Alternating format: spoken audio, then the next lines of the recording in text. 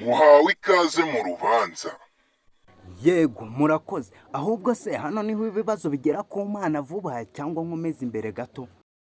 Yego, hano niho ibibazo bigera ku Mana vuba. Ariko se ko nzi ko ukina komedi ukishima ugashimisha n'abantu, ubwo ufite ibihe bibazo? Umva, ibi bintu biri seriye, ngiye kukubaza nshize amanga nawe unsubize uri seriye. Nubaza ibibazo bidakwiye birabagwa nk'icyaha kandi urajyanwa mu muriro.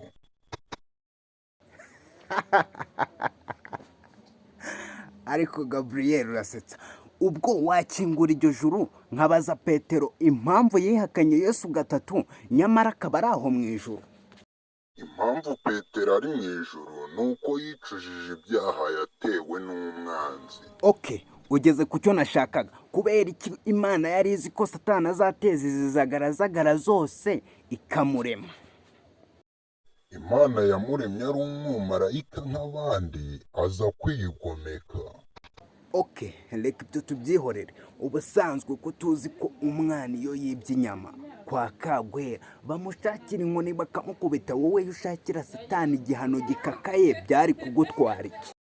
Nibyo koko Satani yahise abohwa. Reka aboshya ateze kandi ateza ibibazo isi yose. Ubu hari umuntu utabizi? Nubwo ateza ibibazo ariko mwashyiriweho uburyo bwo kumwirinda, harimo gusenga, kwiyiriza ubusa no kuririmba.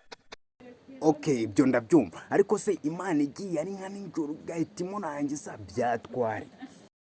Mwahawe Yesu Kristo ngo abongerere imbaraga, mwaba iki muri kumwe nawe?